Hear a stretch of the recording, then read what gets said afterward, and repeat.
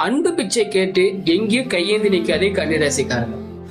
உங்களுக்கு ஒரு பர்சன் ரொம்ப பிடிச்சதுன்னா அவங்களுக்காக நீங்க என்ன டெடிகேஷன் தண்ணியே அர்ப்பணிப்பீங்க. உதவியாகட்டும், காதல் ஆகட்டும், மூணாவது நபர்களுக்கு நடக்கிற நல்லதுக்கெல்லாம் கன்னிராசிக்காரங்க தண்ணியே தியாகம் பண்ணி செய்வாங்க. ஆனா இவங்களதான் நிறைய பேர் ஏமாத்திட்டு போயிருப்பாங்க. லவ்ங்கிற பேர்ல கல்யாணம் பண்ணிக்கிற பேர்.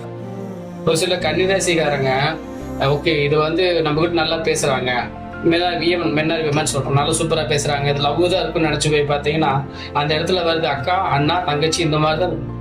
மேக்சிமம் கன்னிராசிக்காரங்கிட்ட போய் பாரு, ரிலேஷன்ஷிப் செட்டே ஆகாது. தனிமை தான்.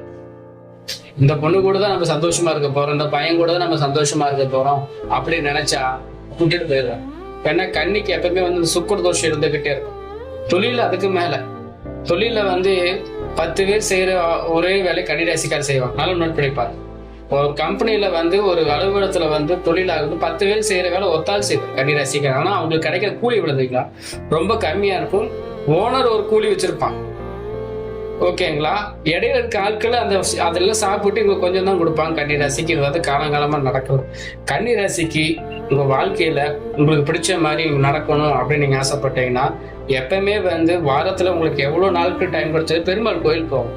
பெருமாள் கோயில் போக முடியல, உங்க வீட்டுல ஒரு மண் விளக்குல அந்த தீபத்தை ஏத்தி அந்த தீபத்தை பெருமாளா நினைச்சு வேண்டிக்க. இல்ல ரொம்ப முடியல, திருச்சி ஸ்ரீரங்கம் போயிட்டு வந்தாதான் முதல்ல உங்களுக்கு பணம் காசு இதுல பெரிய பிரச்சனையே இல்லை. உங்களுக்கு பிரச்சனையே உங்க ரிலேஷன்ஷிப் தான்.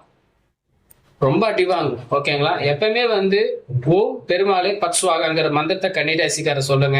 உங்க தனிமை நீங்கும். உங்க வாழ்க்கையில எந்த பிரச்சனை இருந்தாலும் பெருமாள் சரி செஞ்சு கொடுப்பார். நன்றி.